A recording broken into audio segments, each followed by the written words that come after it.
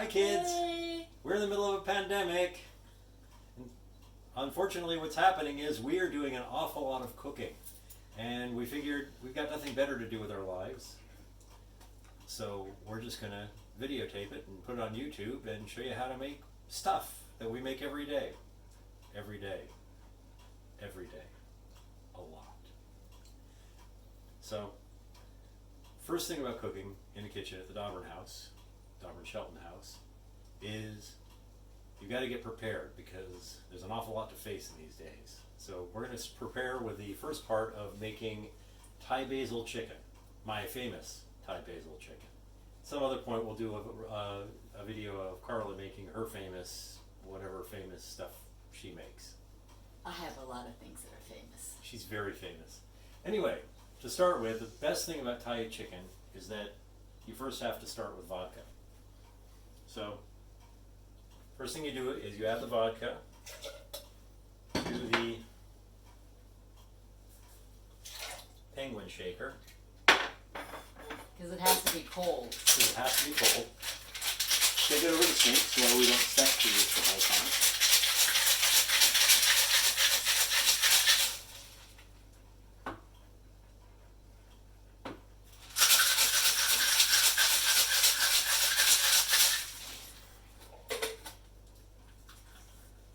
Pour it in exact amounts, exactly 7 ounces each, into 2 different receptacles.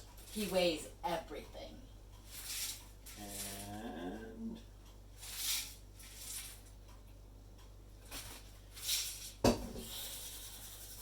then add some sort of nutrients. Vegetables, they're good for you. And now the pre-preparation is done. And now Here's the pandemic. We're going to make Thai basil chicken. We have lovely Thai chilies. Probably not quite this many since they're really hot. Often known as bird's eye chilies, and also known as, in Thai, I don't know it off the top of my head, but it means rat poop chilies in Thai.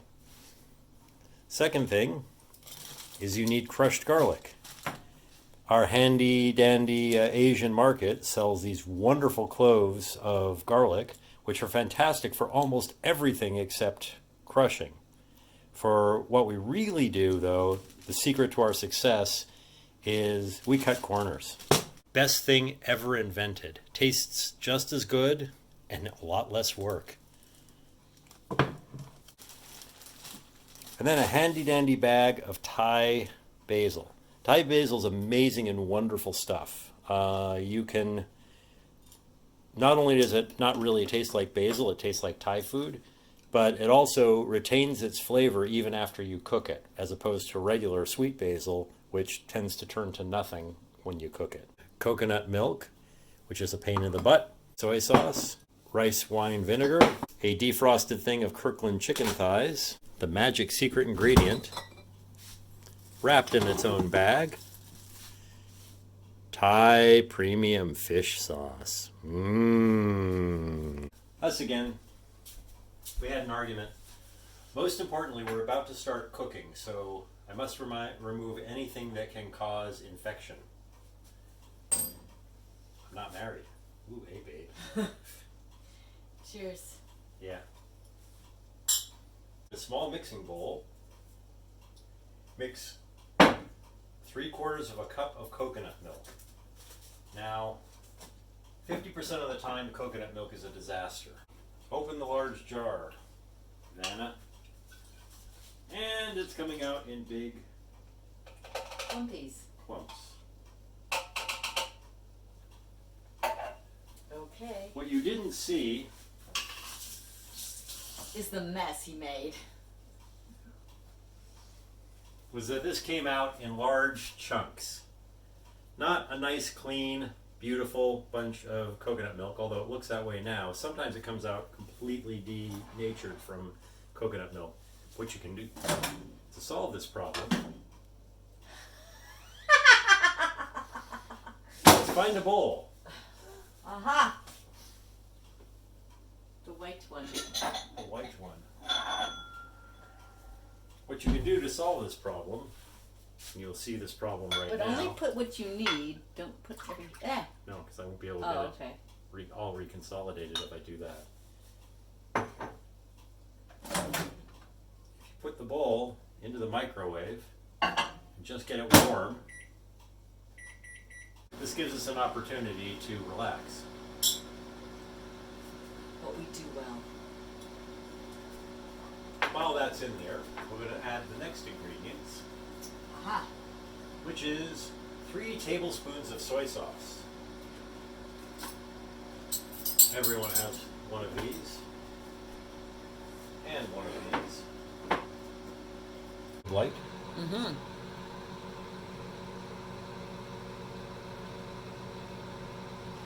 Seriously, the lighting is okay with that? Mm-hmm. And 3 tablespoons of rice wine vinegar.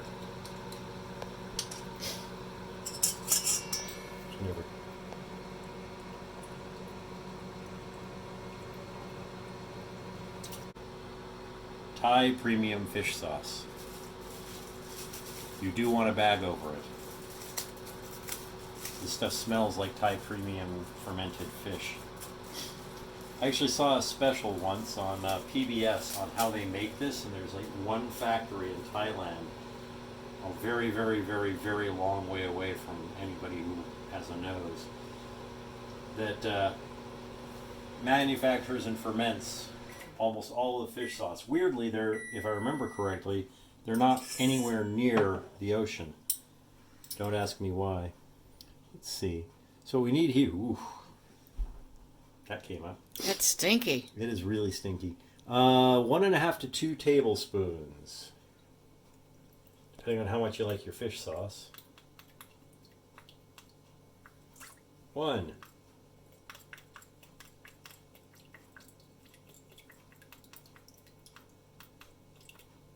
2. Didn't There. you buy this at the Japanese at the market? Hey, Mark, I bought this at Vaughn's. Oh my. Okay. Okay, and I'm going to be buying more at Vaughn's very soon. So that 1.5 tablespoons came out to about 2.5 tablespoons. Now, most importantly, we check our coconut milk, which in theory, high precision mixer, has now reconsolidated into a gooey mass as opposed to being chunks and liquid, which it was before. So I need 3/4 of a cup of this fabulous stuff. So, in order to do this as easily as possible, I will find my 1/4 cup in the dish drain. The 1/4 cup at the very bottom. So for 3/4 of a cup. How did it get in there? I don't know. I didn't do it. Well, I didn't either. 1/4. 2/4. 3/4.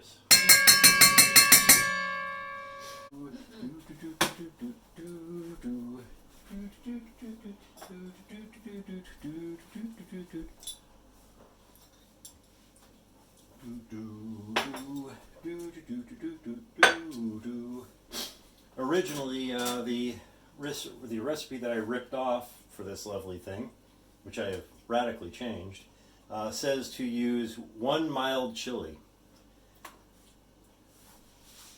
They don't know what they're talking about. I believe they're from England. I try a different chopping knife every time I do this, so let's see how this goes. I wish I was the other handed. Karla can tell me if this is actually coming out okay. Fortunately, I can put music in here if I need to. It looks great. I can see it perfectly.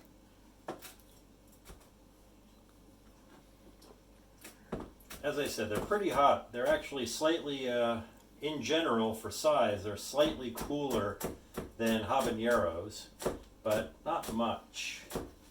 They're on the same scale as a habanero.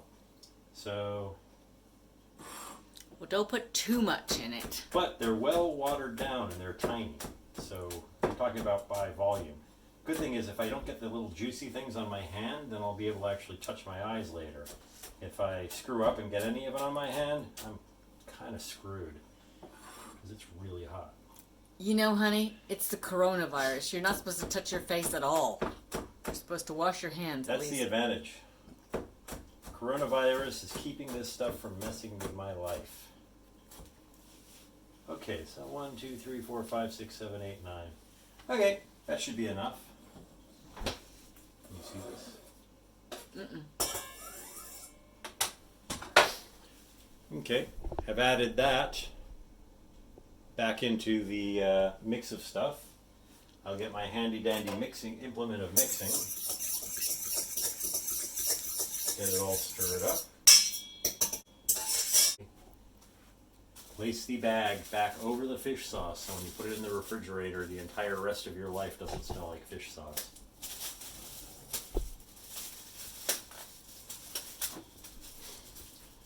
Okay. We need more fish sauce, sweetie. Got it. Me again. Well, it's a pandemic, so stupid things seem to be missing from the markets. One of the things we've been having a hell of a time with has been rice. Now, long grain rice seems to be no problem. Basmati rice seems to be fantastic. So if we were doing Indian food, this wouldn't be a problem. But we eat a heck of a lot of jasmine rice, and for some reason, jasmine rice seems to be totally missing.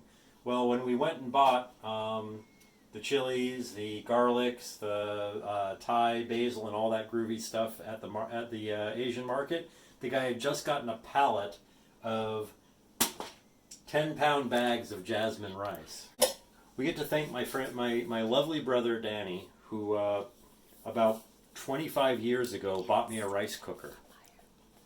And it's the most wonderful thing we've ever had. In fact, it actually broke about 15 years ago, but it was just a little plastic piece and the inside had gone bad. We found that the only thing we had to do was glue in a popsicle stick, and it's worked for the next 15 years.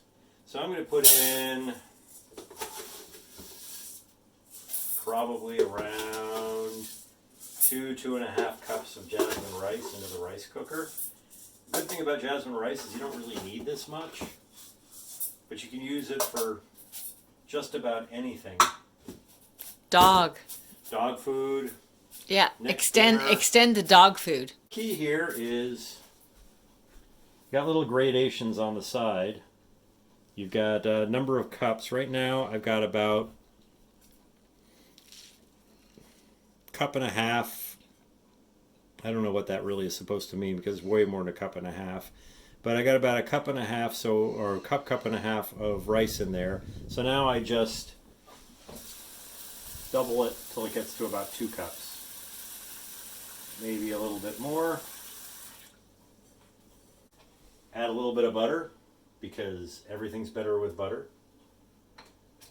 Everything is better with butter. Everything.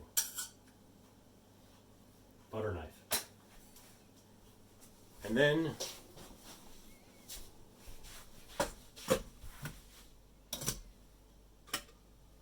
Rings, yes, I'm making rings. Ring 1, ring 2.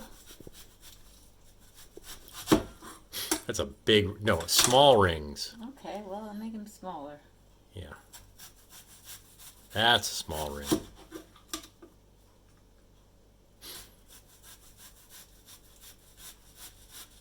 How many do you need? Lots.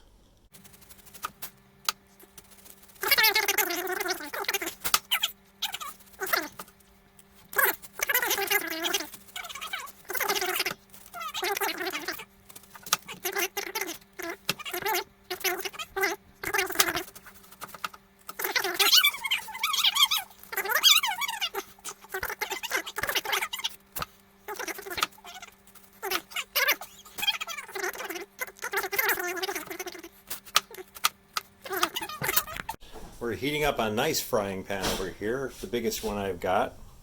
prefer cast iron, but I don't really have an enormous cast iron one, so I do have an enormous aluminum one. We'll add a good jiggle of olive oil. We'll make sure that the dog approves. How do you approve, Sarah? Sarah approves. We'll let it get nice and warm and squishy. Karla's going to put the onions in the pan that she just divvied up into many different pieces. There. She's holding it in front of the camera, which Sorry. is not good eats. I washed my hands. It's okay. Doesn't matter, we're going to cook this thing. No coronavirus could exist in what we're going to do here. Now, we have the chicken salter. Loaded with onion salt, and we'll put a little bit of salt on the onions. Draw the moisture out of the onions. And now we'll some of the bigger pieces and chop them up. We'll put the fan on. It's noisy if I put the fan on.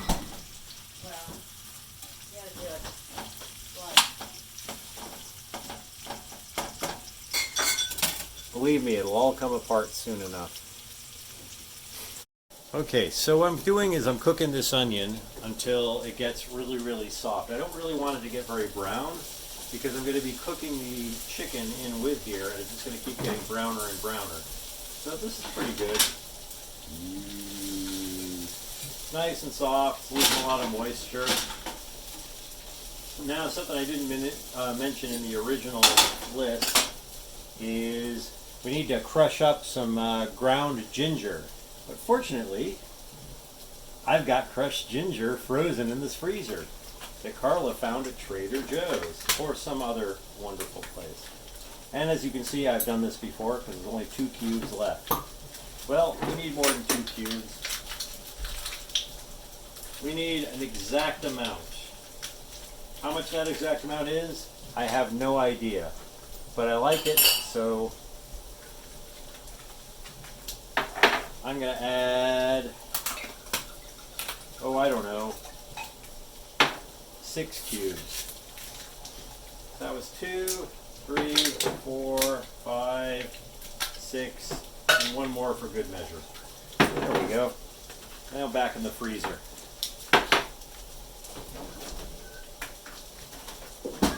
And now those cloves of garlic were delicately crushed down by Karla while we weren't watching. And now we have fresh crushed garlic that Karla has made. Yeah, right. And you add 1 tablespoon or just a whole bunch because there's nothing better than garlic.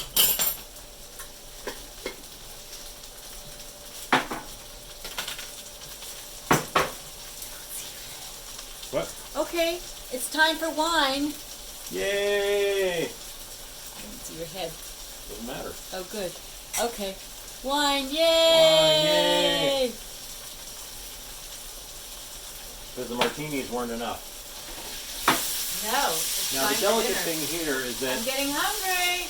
although the ginger doesn't burn very easily, the garlic does. So now this has got to actually become,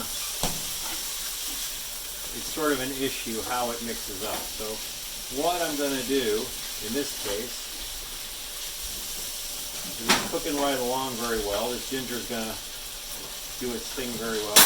We don't want to burn the garlic because burnt garlic's nasty. Yeah. Burnt onions are okay, but burnt garlic is kind of nasty. The thing is that remember, we're going to be cooking the chicken in here, so a lot of it's going to have a lot of opportunity to continue to cook. So I'm just going to keep mixing it a little bit, and I'm going to reduce the heat down to,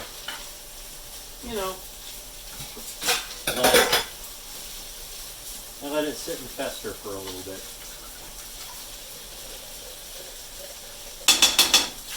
It'll brown nicely, and now we'll move on to the next bit. I need some chicken. These are chicken thighs. The original recipe that I ripped off for this, which is, I've modified again, says to always use skinless breasts. Skinless breasts don't taste like anything, so we're going to use thighs. Anyway, so what we do for these thighs, or for breasts if you use breasts, which I wouldn't do, is first get rid of the bone, which we did by going to Costco and letting them get rid of the bone for us. Put a couple of them off to the side so that we don't have to worry about them. I probably should have used a larger cutting board, but I used this one because it was more petite, fit on the counter better. And then cut it into strips. Strip, strip.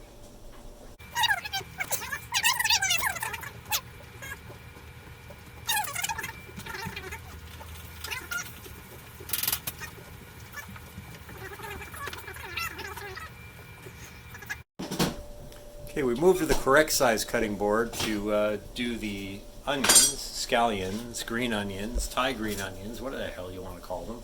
Karla's going to use her favorite knife, which is this really weird thing she got at some discount store. Right. Ouch. And we've got beautiful Karla making onions into tiny little onion rings because those get added. Karla is also going to take the shiitake mushrooms. Oh darn! We don't have shiitake mushrooms. I guess we can't add them. Darn, my least favorite thing in the entire world. Or something. Yeah. Okay, so that's a typhoid basil. One. We need 1.5 cups of Thai basil. Now, how the hell you're supposed to measure something that's made of leaves, I have no idea. So she's going to pack in a whole good bunch of Thai basil because that's what makes Thai food wonderful. Mmm. It smells amazing. And as I mentioned before, Thai basil, when you cook it, it doesn't lose its flavor. As the American, European basils all lose their flavor whenever you cook them. This stuff you can cook to death, and it's going to taste just as fabulous. It smells amazing. Too bad we don't have smell-o-vision. Yep.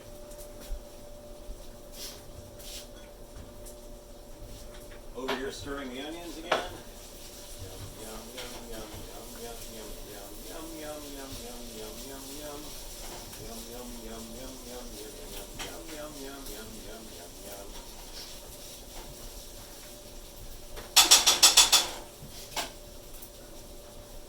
Oopsie. Going there. How much do we need again? Cup and a half. Oh, a cup and a half. So wait, this is 2 cups. 2 cups. So, but make it nice and firm in there. I'm gonna make enough because it's. Put the onions in there and put the disgusting mushrooms in there too. Oh, darn, no mushrooms. We don't have mushrooms. Shouldn't we be wearing masks?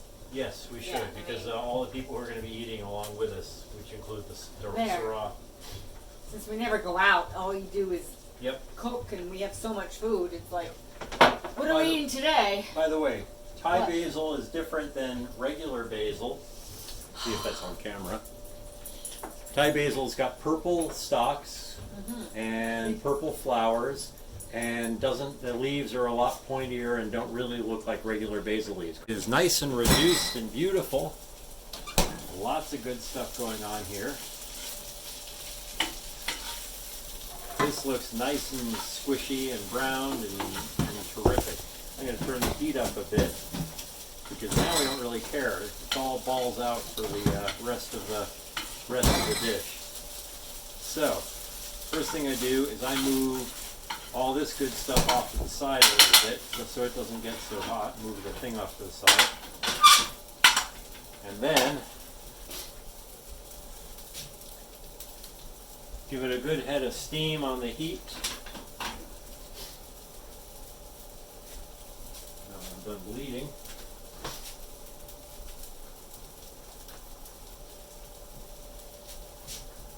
Now that it's nice and hot, this chicken goes in. Yum.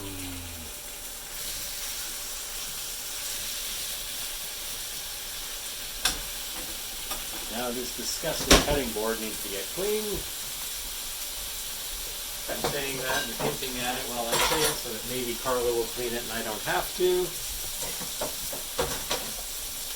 We add a little bit of wine. Kind of want red.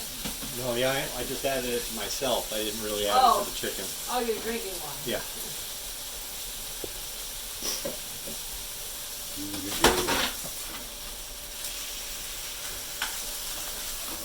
Now it's supposed to cook the chicken until it's brown slightly. We're going to poach it a little bit in the sauce later, so it doesn't really need to be that completely done. But it does need to be kind of done. Break up any pieces that didn't quite cut because there's a lot of those little connected buoys. The dog is sitting right under here, trying to make sure everything is done correctly. Okay, it ran out of battery there for a second, so now I'm plugged into my timer, which actually has an output. If I didn't have the timer on, I wouldn't be getting electricity into the phone, so there we go. Anyway, so chicken's cooking nicely, so are all the other things. Everything's browning up. Now that everything's brown, beautiful, and brown and beautiful, because brown is beautiful, we need to add, remember the sauce? Remember a long time ago we had the stinky sauce that Karla's going to go get me?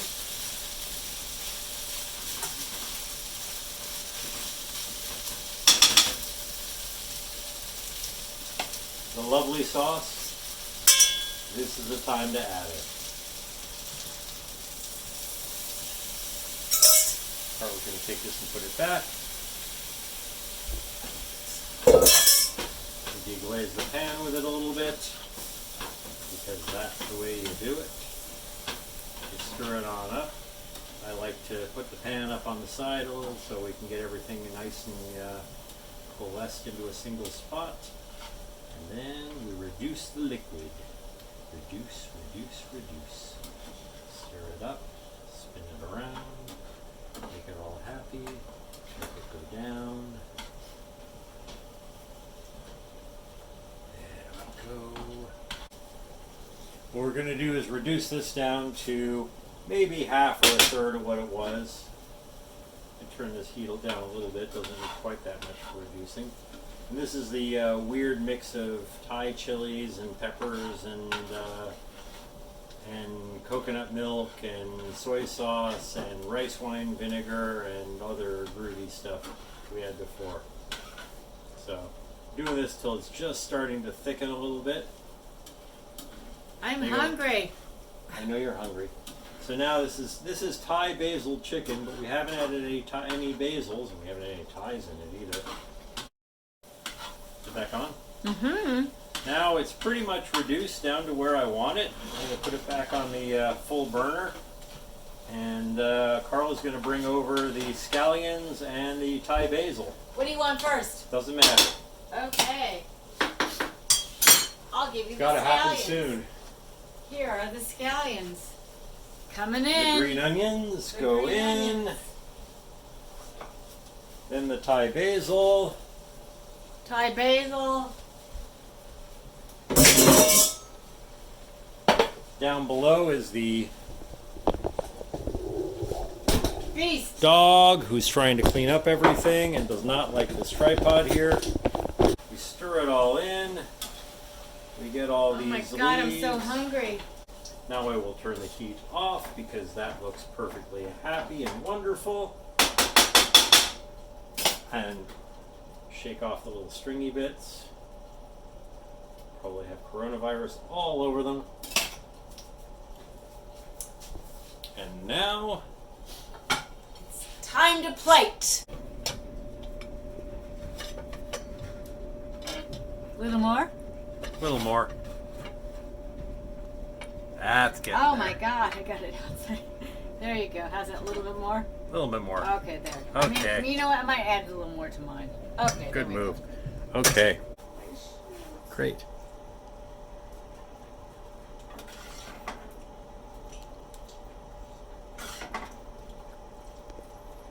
Okay. Good enough. Okay. So what are we going to drink? We'll probably drink we will probably drink a very fine vintage that we've found recently at Trader Joe's that not only do they still have in stock, which was a bit of a problem, but there's actually two different varieties of this. It's Javier San. You can always stand backwards a little bit. Javier San Pedro is the guy who makes it, or the winery who makes it, and they've got a $10 bottle, which is really good, and they've got an $8 bottle, which is almost as good. That Karla found when we were trying to find new bottles ever since Coupe went belly up. So we get those things by the 4-pack. And the one problem with Thai food is, after all the Thai chilies, you really do not want a fine Pinot. You want something that's going to stand up to it, and a nifty little Rioja is going to do that just fabulously. Cheers. Cheers. She didn't break it. It's a first.